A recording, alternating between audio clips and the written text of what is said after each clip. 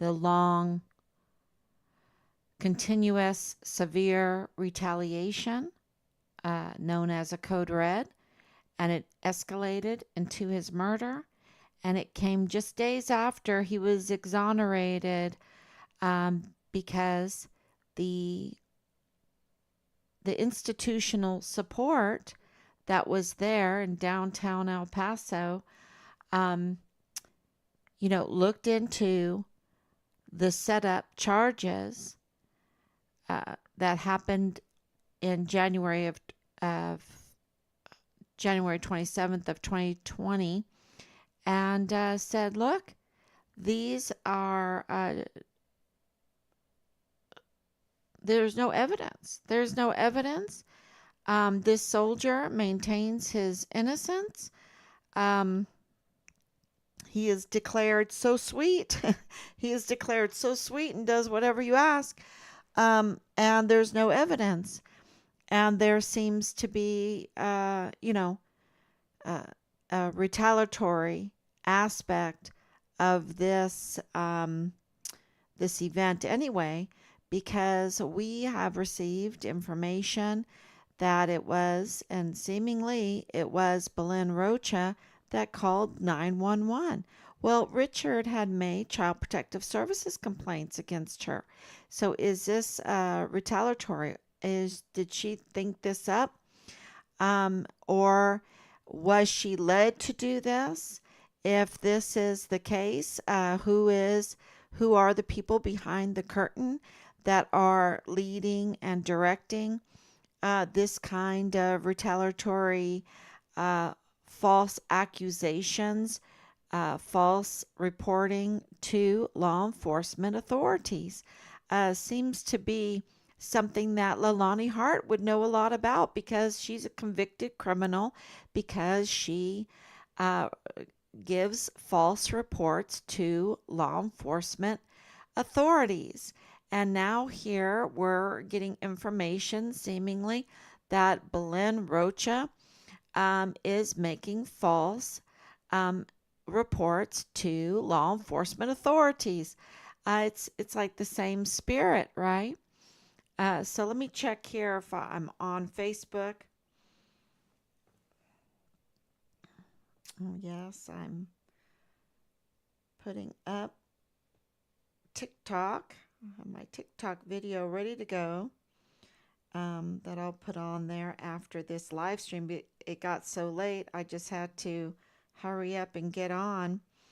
We're moving at 100 miles an hour, and it's going faster and faster. I think we're speeding up. We're going to get to hundreds of miles an hour and then into the thousands.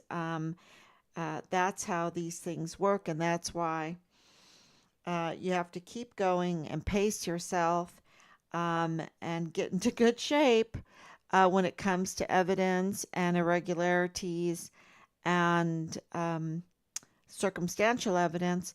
You need to have it all ready to go, because when this starts, today we've had 3 breaking newses today. 3.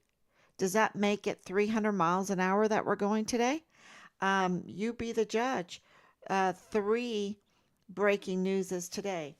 And the first one was that the 911 call, the meeting, the law enforcement, when they got to that area to point out Richard's car and who Richard is, seemingly that was the accuser, the main accuser. We are being told it was Belen Rocha. We have this now, this alliance, right? This alliance.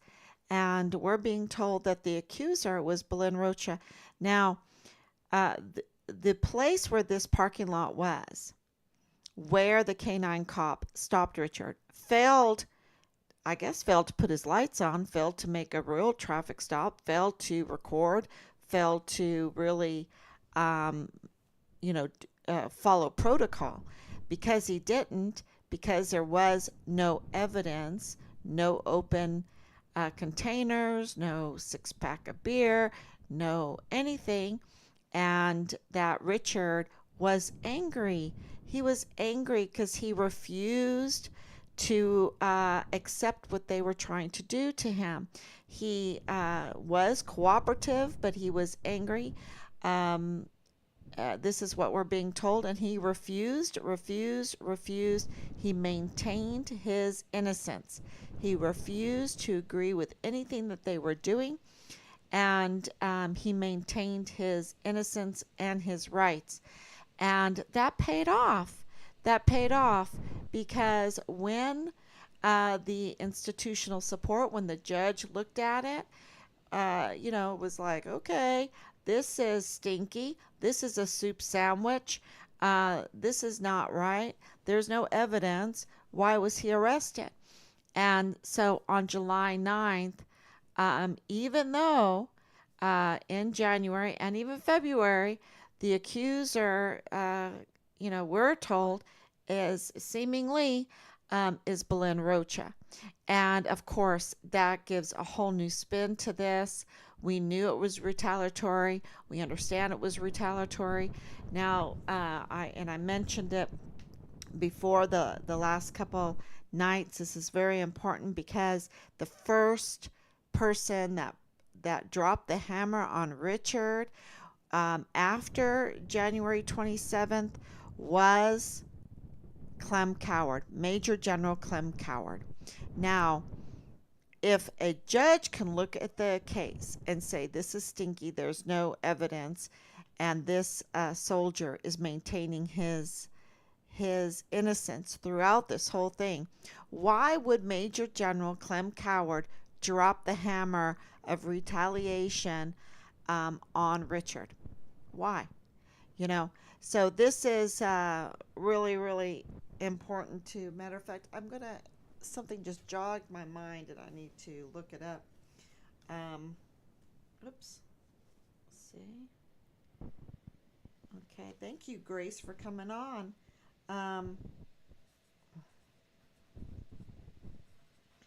Yeah, I needed to write a note real quick before I forget it.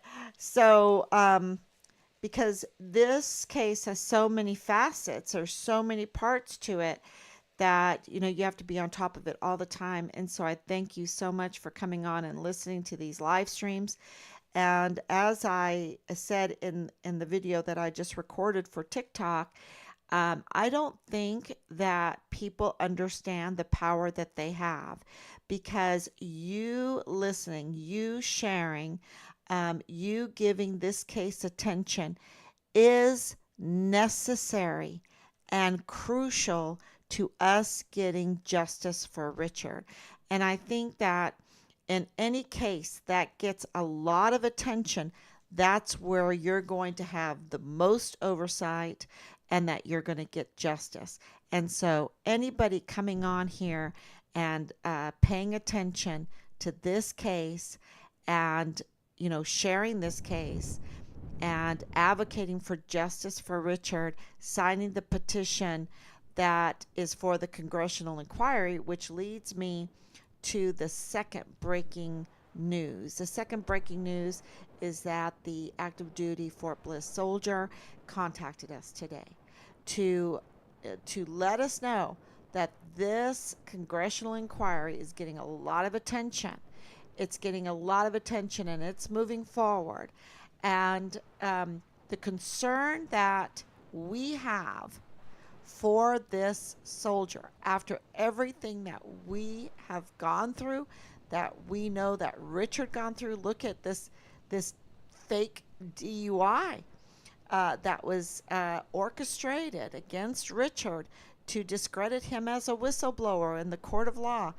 And now we're finding out seemingly Belen Rocha had this big hand in it by calling she was the one that called 911. She's the one that directed the law enforcement to Richard's car. I mean, wow. And then, of course, you have the dirty agent, Marlon Soto, that we talk to day in and day out. It makes a lot of sense because when we were in Florida, and this all first happened when I call it Hell Week, and then Hannah put up her article on Instagram that got 40,000 shares, right? See, people are absolutely necessary and crucial to getting movement and justice and, you know, uh, the attention that we need. And when that happened, the army, who had kicked Richard off the rolls, came back and said, well, maybe we need to put Richard back on the rolls now, right? And assigned us um, uh, Marlon Soto, the head of the CID of Fort Bliss, there. That whole office was now looking into Richard's case, so we were told. And during that week, when they first came back, when they took Richard back and put him on the rolls, it was all about the DUI. Okay, it was all about the DUI. And remember, the very first thing that they told the media, specifically Stars and Stripes, is that Richard was a drunk driver, right? That's what so it was all about this. And we're like, okay, so tell us about this case. Let's have this case. And we went and ordered this case during that time from the El Paso Police Department. And it was just such a soup sandwich. And Marlon Soto could not tell us about the breathalyzer. He was just fumbling, stumbling for days and days about this breathalyzer. And I'm like, how hard can it be to tell us what Richard's breathalyzer was? And, and we didn't, because everything was going so fast at that point as far as trying to look for Richard, hoping that he was still alive. Um, we didn't request the El Paso Police Department information till, oh my gosh, I have to look on the date, because you're doing all kinds of things with all kinds of institutions and agencies. I mean, it was just crazy. But the thing that I remember most is that Marlon Soto, and I've said this before, this dirty agent could not tell us and get it right about the breathalyzer. Days and days stumbling and fumbling. And now, we're hearing that Richard refused, and he maintained his innocence, and that it was a setup. It makes sense with what we went through. And so looking at this Fort Bliss active duty soldier right now who has so much bravery, and who contacted us today. He contacted us today to let us know, and we have to wrap our brains around what he told us, because, and I'll talk about that tomorrow after we figure out what he told us, what that means, going forward in this congressional inquiry. Because we're just, we're not lawyers. We're not lawyers. We just want our Congress people to inquire about Fort Bliss, because we know that they are obstructing justice in our son's case, and about the security issues because of the CCTV footage. There's so many things that can come out of this congressional inquiry, right? And so, with every step forward, we have to do research. We have to not act rash. We have to not act emotional, because, we have to be our own investigators, and we have to be our own legal, because to pay for legal is so expensive. I mean, how can the average person like us do it? We can't. Not in this case. Not with all of these facets. I mean, if you had one little issue, you can pay for a lawyer to handle that issue.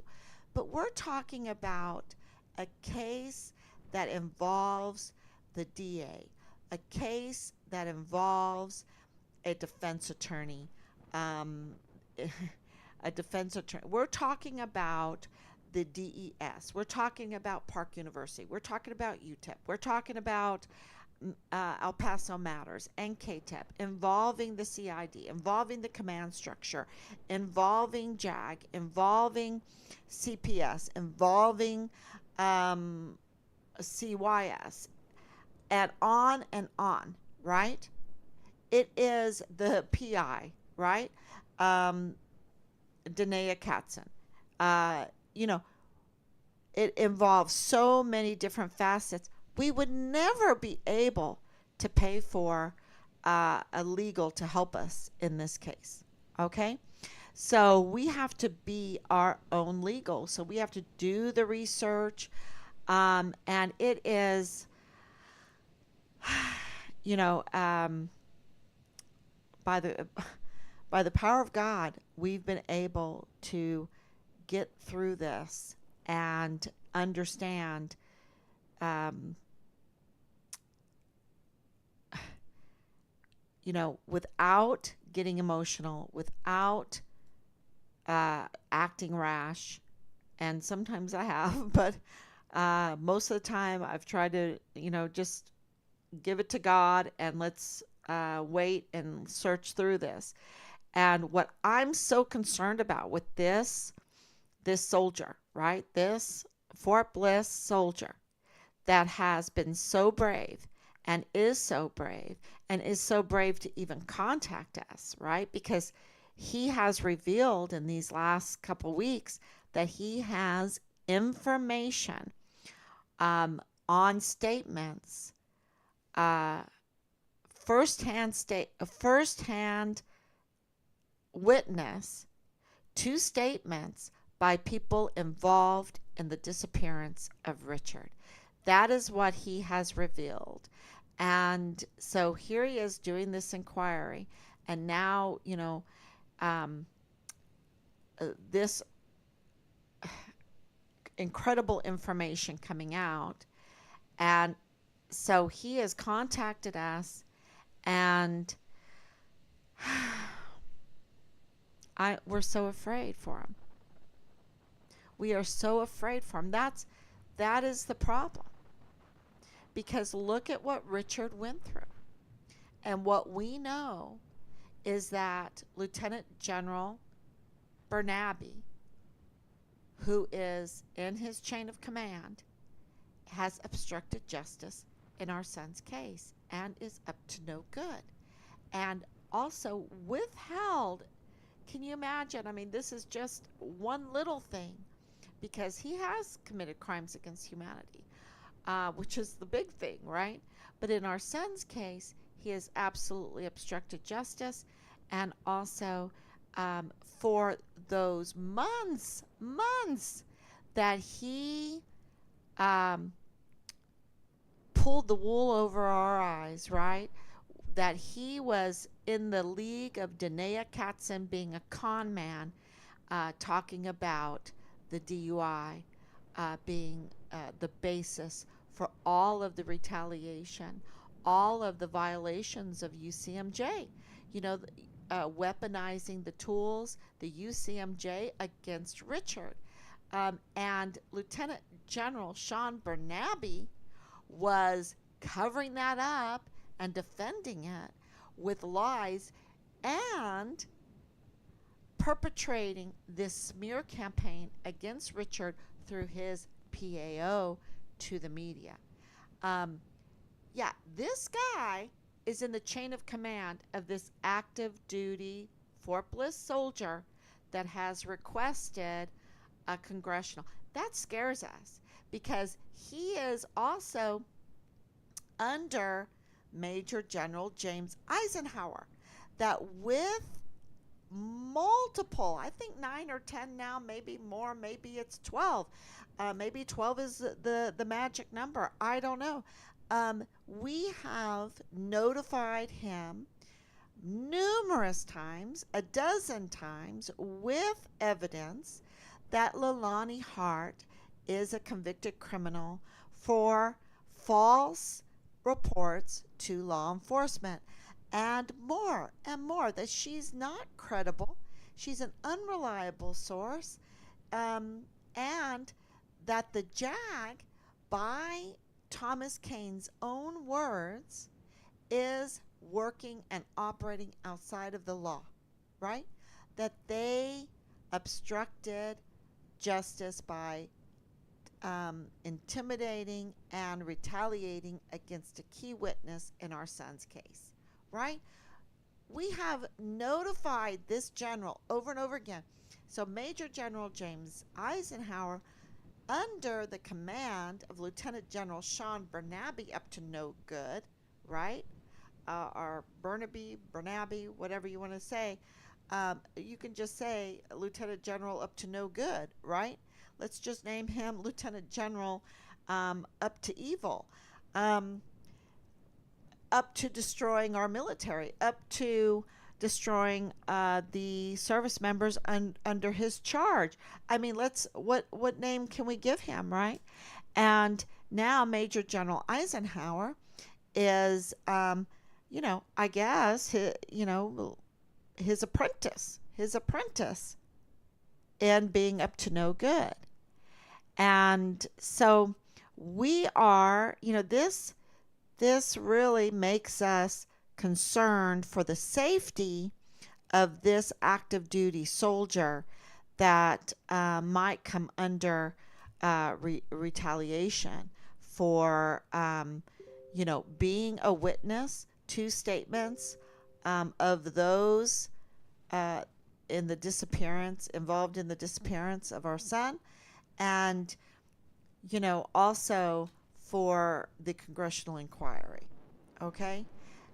So that's why we really need, because him contacting us today, I'm just going to tell you, that was amazing. Amazing. Because they are so concerned about this case. They are so concerned. This is such a priority. And, that was just remarkable, because in order to get the accountability, we need the establishment, what is the word I'm looking for? Uh, the institutional help.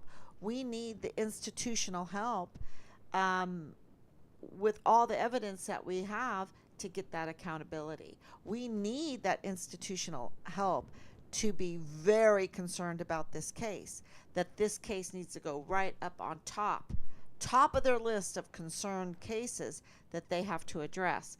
That's what we need. And so, in order to get that, you have to be pretty brave as a soldier, to also, there is no doubt in our mind, right, Team Find Richard Halliday, that there is active group out there that want to thwart the truth from coming out, that want to intimidate, that want to retaliate, that want to do harm, that want to be up to no good, that want to align with Bernabe, that want to align with uh, James Eisenhower, against the service members, against the safety of Fort Bliss, the security of Fort Bliss, against readjusting the JAG, giving them like a knock. Hello, you're not supposed to be working outside of the bounds of law, right?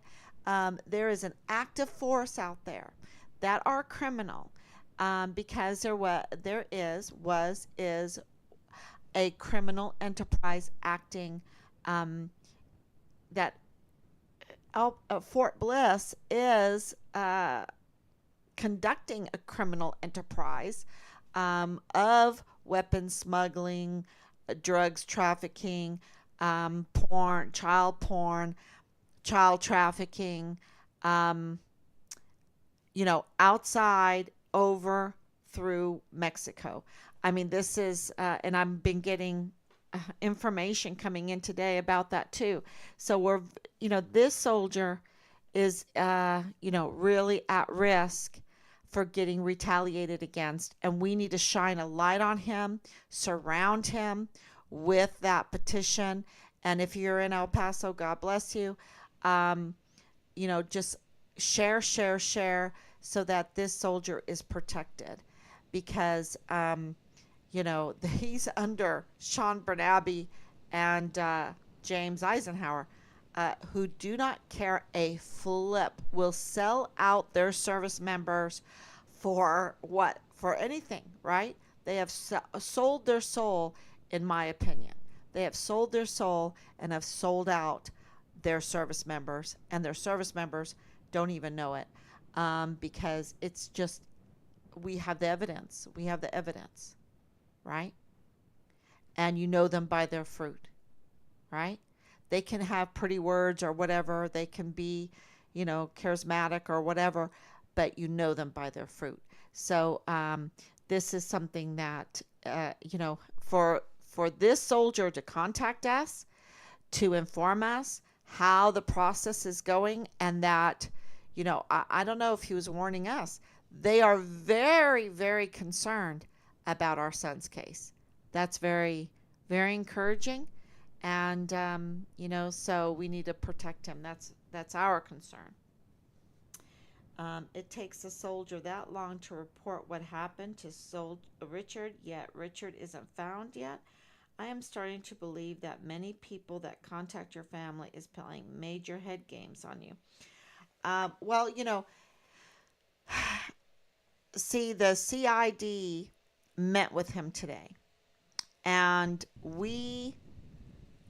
uh, we contacted the CID today. So, this is real. We have confirmed that this is real. This is going on. And, if he was playing a game or whatever, they would arrest him. Okay. So, no, this is real. This is really going on. They really visited him today. And that is a very, very strong breaking news. The other breaking news that we have, because this has been a triathlete day, right?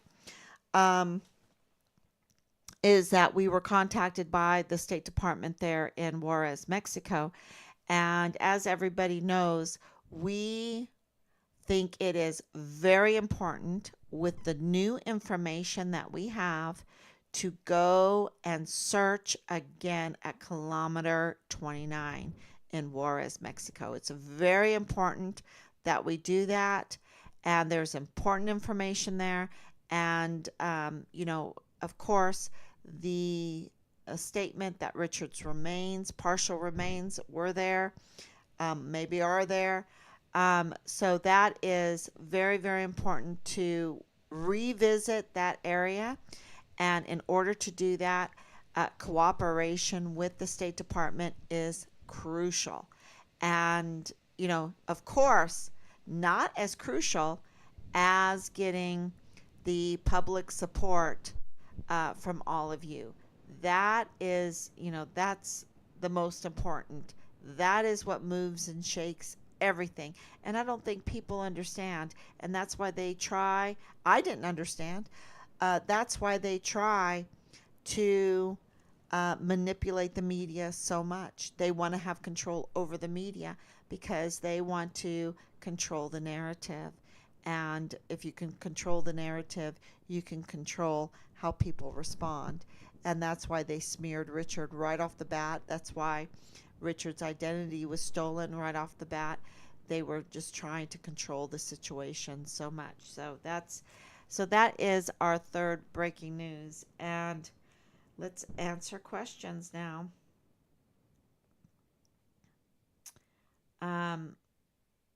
There's not a doubt in my mind, Kat, with the responses that we have, with the evidence that we have methodically laid out and put together. There is absolutely no doubt in my mind that Richard was, as Leilani Hart stated, was a code red, that they murdered him, and that as another person in this whole thing, and I'm not going to say who said it, but they know who said it, that Richard was food for the coyotes, good food for the coyotes. There is not one piece of doubt in my mind that that they murdered Richard. Now, if I could take that back, if I could repiece all of our evidence together that he was alive, I would. I would do it. But the evidence is overwhelming that he was a whistleblower, that they retaliated against him continuously and severely, and the evidence points to that they were so severe that they were trying to suicide him, in our opinion, and that was not working. That did not work.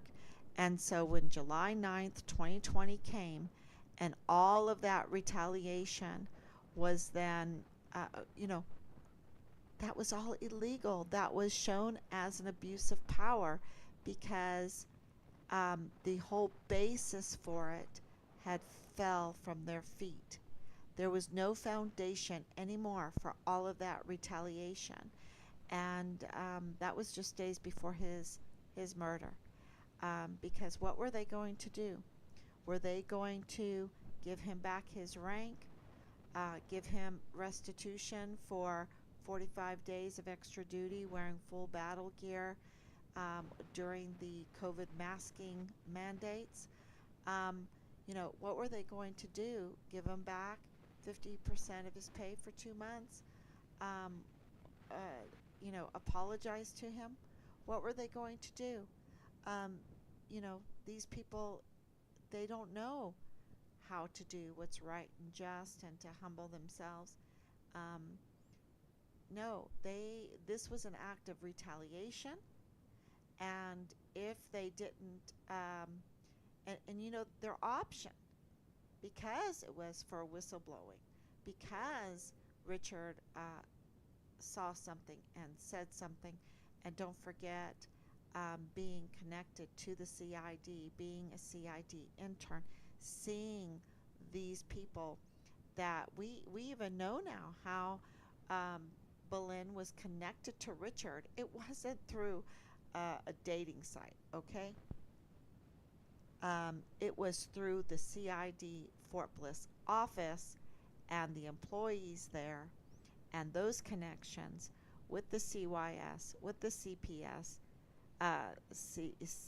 Child Protective Services, with Park University, with the employees. That's how they met. And, it's just so clear. And now, when we add to the mix Felix Valenzuela being connected to 3905 and 3705 Bliss Avenue, and 3905 being a major interest to us for the events that happened there, to Richard, there's not a doubt in my mind that they murdered Richard. Because where is he? Where is he? You think he would just not call home? Maybe that's in another world, in another family. But, when you have overwhelming evidence, if it quacks like a duck and walks like a duck and has a bill like a duck and flies like a duck, then it's a duck. And all the evidence points to Leilani Hart, a code red, retaliation for whistleblowing. And when July 9th, 2020 happened, they couldn't risk his testimony in court They couldn't risk it. And they killed him. That's where the evidence points to. And it involves the office of the Fort Bliss CID, because not now, but at that point it was led by Dirty Agent Marlon Soto and Dirty Agent Tavita Nusa. Okay? So, you know, uh, Marlon Soto, we have a complaint in for him. But, it's getting bigger and bigger and bigger, our complaint. So, yeah, they have a lot of explaining to do. And also Major General Clem Coward being part of this. So, and I think that's what the institutions are finally seeing. That's why they're giving us institutional help. That's why they're contacting us. That's why they're responding, because, they're seeing that all evidence, we have gathered so much evidence, including Nadal Baim, which is huge evidence, that Richard was being looked for, meaning his remains. They were not looking for a live Richard. They were digging. Richard did not live in a little hole in the desert. They were looking for his remains. They were not looking for a live Richard. And, that's the facts. And Nadal Baim even said, it's not good. He's dead. Shh. Shh. They found him. He's dead. Shh. Now, he is the father-in-law of Lieutenant Colonel in the G3. That is, you have to have a clearance to be in G3. And, when you're a lieutenant colonel, you get a good clearance. You're not a lieutenant. You're not a captain. You're not a major. You're a lieutenant colonel. That's fill grade. And he's in the G3 of the 32nd ADCOM. He gets that intelligence. He gets that intelligence.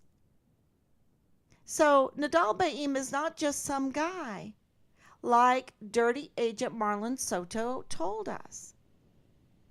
He's an FBI employee and the father-in-law of Lieutenant Colonel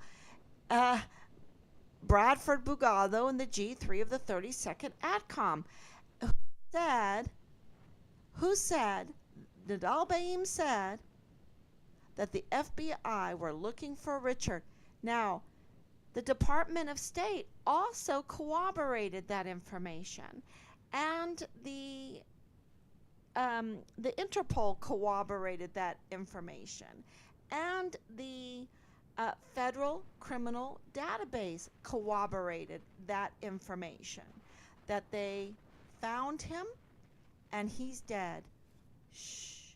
And we have 3 autopsy reports that they don't want to answer to. Not yet. They're getting there. Because they are stunned. They are stunned by our evidence. And that's why we're getting institutional support.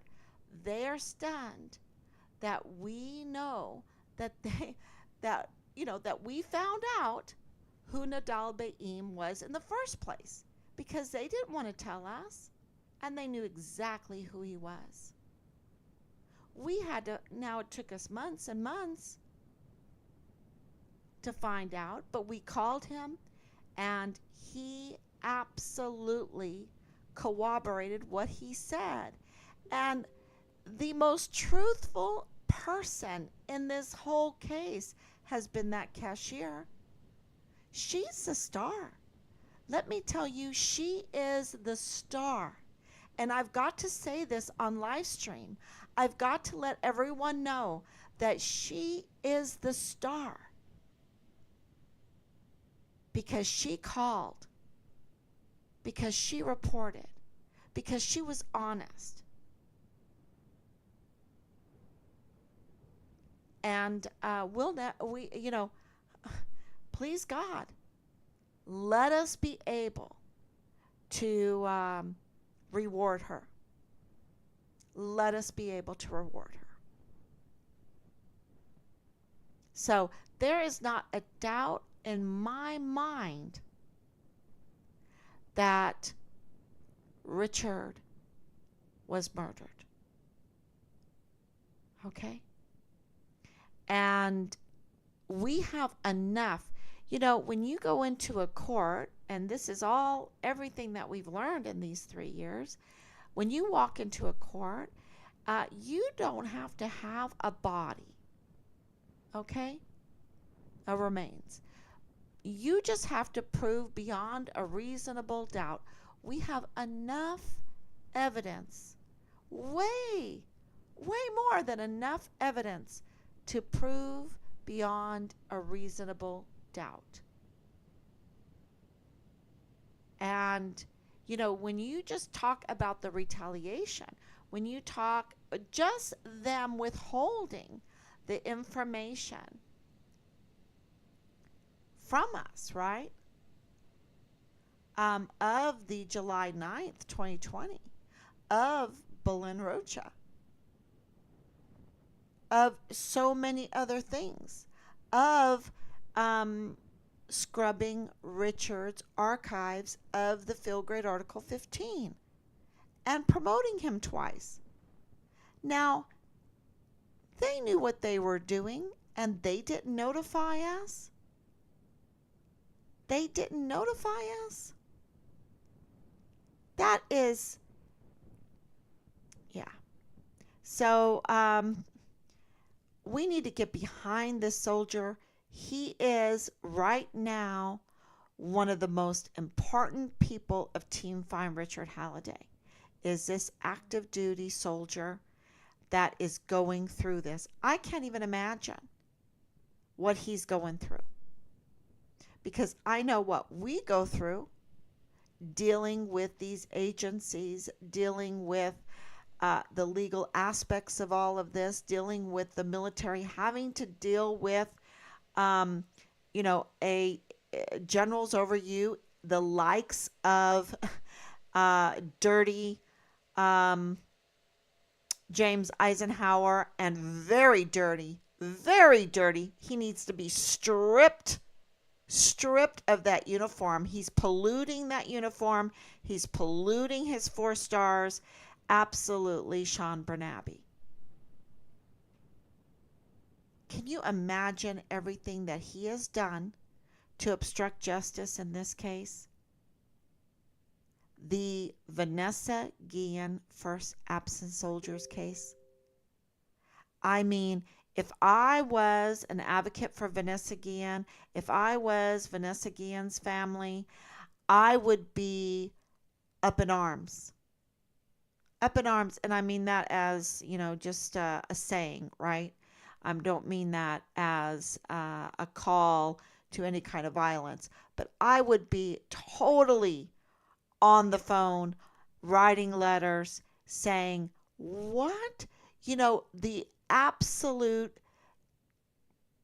violent murder of my sister, my daughter, my friend, of this soldier, Vanessa, did not move Lieutenant General Sean Bernabe at all, did not move Lieutenant General Donna Martin at all away from their evil ways. I mean, they are like heartless, absolutely heartless.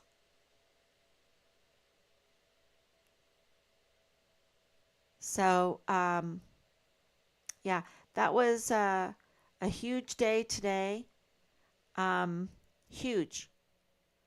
And we are absolutely moving forward. And it is hard, y'all. It is difficult. The emotions are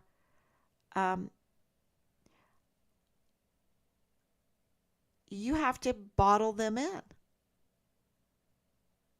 And I think the hardest emotions to bottle in is the actions of Angela Kucherga of KTEP and El Paso Matters in combination with Lalani Hart and David Poche with Felix Valenzuela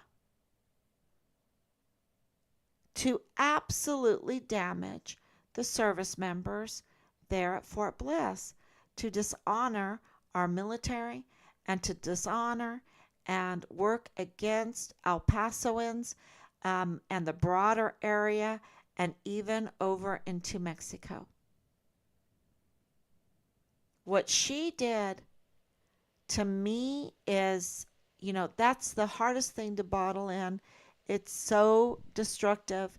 It's so broad, what they did. And we need to get to the bottom of that. So we're working. That is one front that we are working on. And there's many facets in this, many fronts. And today you see it. 3 in 1 day. 3 in 1 day. So thank you so much for all your support. And please campaign for that petition for that soldier. We need so many signatures. We have over 300 signatures now. We need more. We need to send a clear message to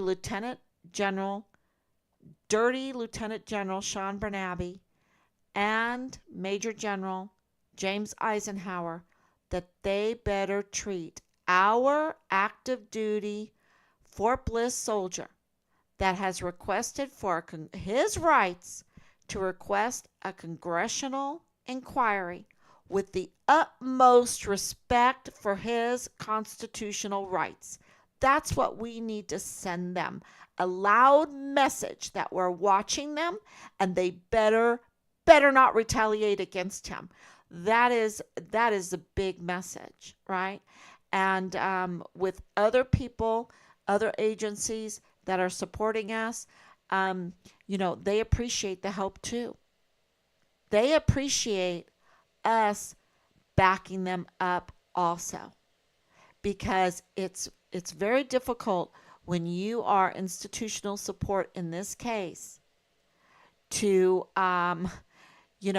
to do what is necessary to keep these soldiers safe and secure in their rights, their constitutional rights, with leaders like Lieutenant General Sean Bernabe and Major General Eisenhower that are actively working to obstruct justice.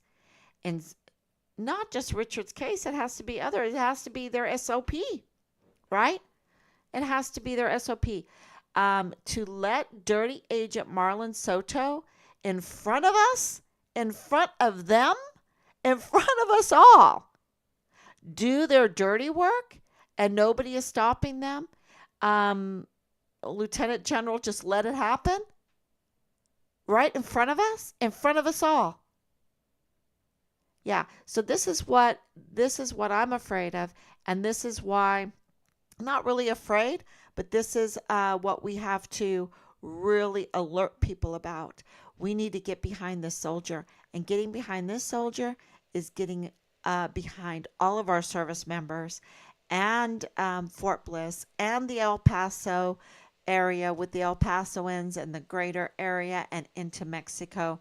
And let me tell you, the people in Chihuahua and the people in Juarez, their crime rate is huge. And so they don't need us to drop this ball. There's so many reasons to support this soldier. And, signing a petition, what's that? That's the least we can do. That's the least we can do. So if you've done that, thank you so much. But do more. Campaign for other people to sign it. Thank you. If you have any more comments, the Army has failed your family fully. Absolutely. Where do you believe Richard could be? Because I wish you were right. Um,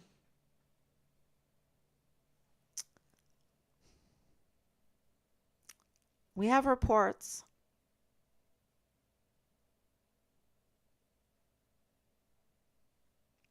We have reports. And where could Richard be as far as his remains? Because they dismembered him. Okay?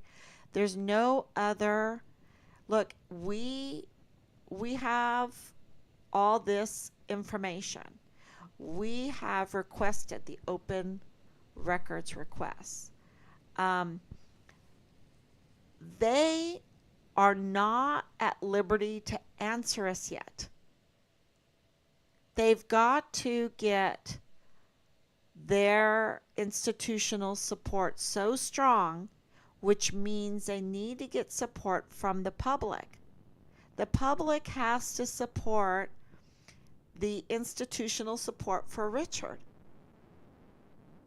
And that's why what Angela Kucherga did is so, so bad, is so damaging. And there's a lot coming out in that little aspect of this case. And I will let you know as soon as we put all the pieces together. But it's crazy. And,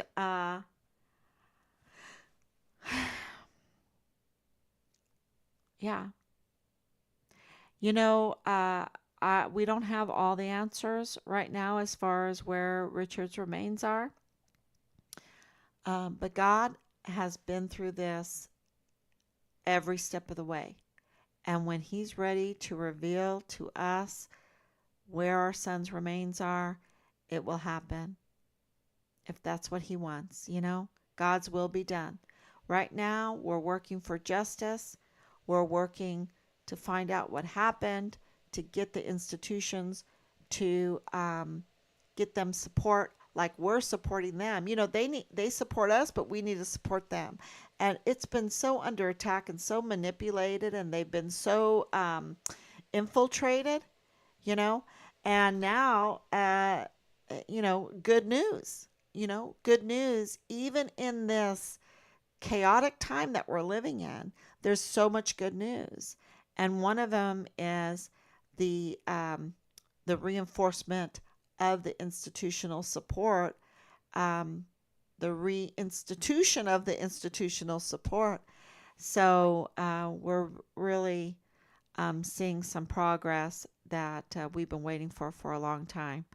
And like I said, we have to. It's absolutely necessary to show support for this soldier, for his safety, and the safety of other service members. Yeah.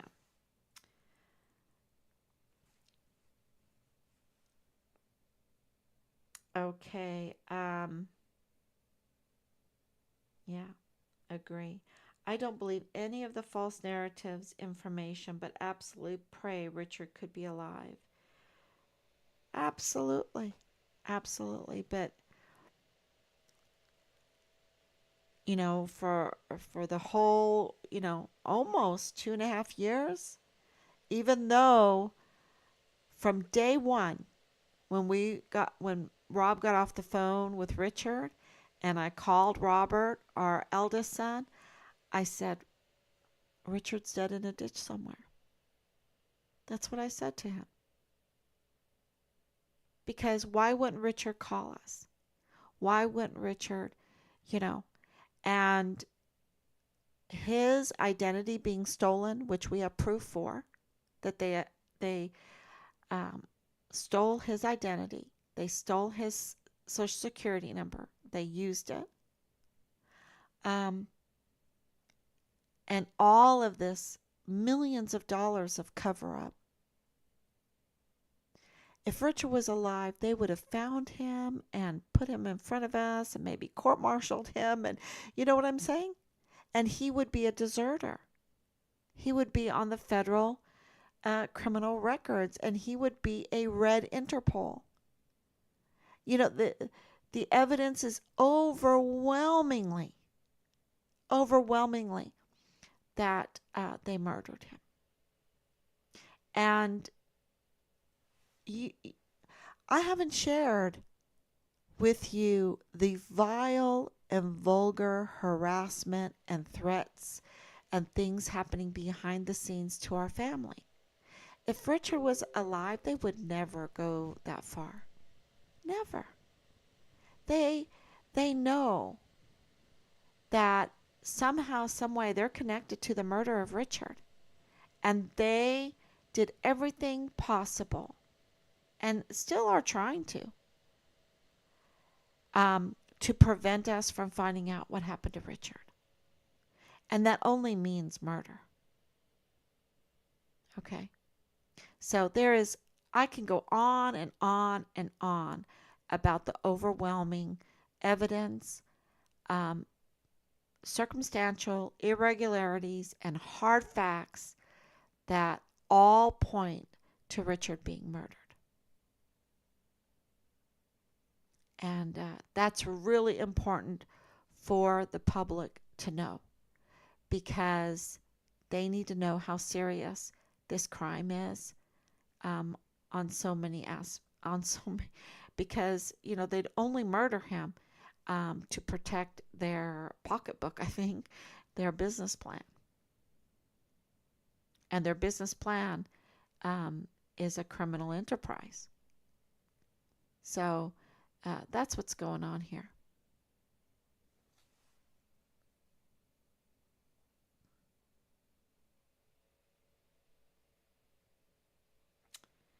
Right. And yeah, and the last message I got for him was him telling me he loved me. Um, Give the woman her son. Yep. Give us our son's remains. Exactly.